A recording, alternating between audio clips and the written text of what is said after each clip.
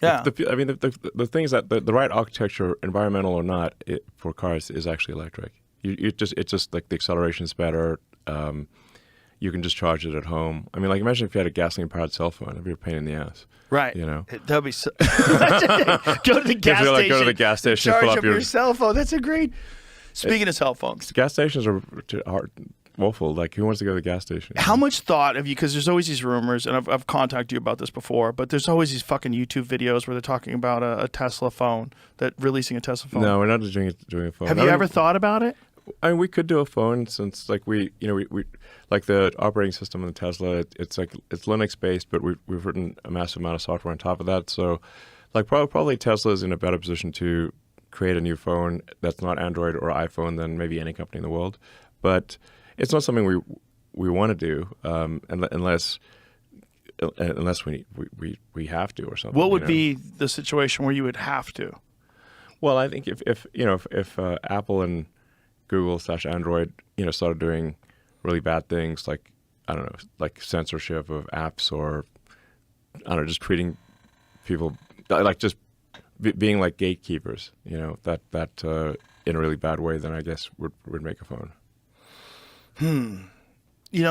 I've tried so many times to break loose of the Apple ecosystem. I got an Android phone this summer. I was like, that's it. I'm gonna because I love the Samsung phones. Yeah. The Galaxy phone. The hardware they're incredible. Good. Yeah. There's so much good stuff to it, but it's so hard to get off of the iMessage. And the big one for me was FaceTime, because supposedly the thing was you could have an Apple phone and send a link to FaceTime to an Android phone, and then you would click on that link, and then you would just go to a web page, and you'd be able to use the FaceTime. Okay.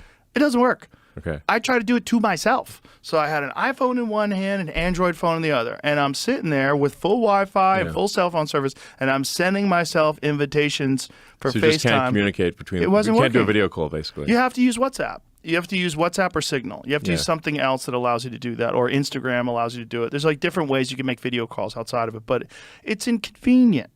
Like with an iPhone to iPhone, it's so simple. AirDrop, so simple. So many different things where that walled garden that Apple's created is perfect. They've done a fantastic job of making it really convenient for you to stay with Apple. Yeah.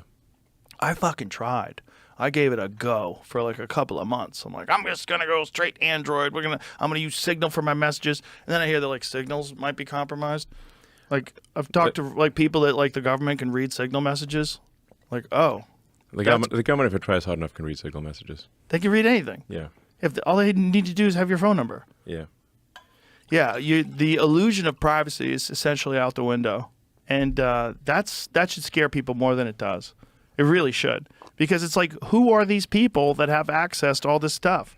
And are they beyond reproach? Are these the most wonderful people, the most ethical, moral, and principled people that have ever existed, and they've been chosen to have access? No, it's fucking regular people. Yep. Regular people who happen to work for the government that make a decision. Like Elon Musk.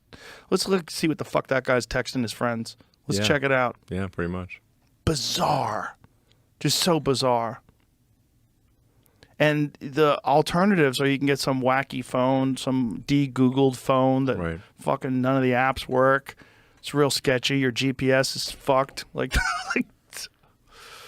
yeah, I mean, well, anyway, I think making a phone would be a huge pain in the ass. So it can be done, but how much talk have you guys had internally about doing it? Has it ever been discussed? No. No, I mean, we're still.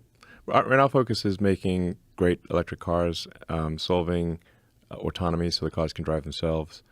We're building, humanoid robots. We've got large battery packs, like utility scale battery packs with the Mega Pack, home battery packs with Powerwall. We've got solar. It's like we're basically trying to solve sustainable energy and autonomy. So autonomy and robotics. Well, I think that's enough. Yeah, exactly. So the plate's full. Yeah. That's what I'm saying. It's always fascinating to me how one company can dominate a market. Like Apple's dominated the cell phone market largely by making the best product. Yeah. But also like YouTube has dominated the video market. That one's the most bizarre to me because it seems like, boy, shouldn't there be like a ton of options? It seems like it's not that difficult to pull off. But nothing ever took hold other than X. Yeah. And I think one of the big changes was when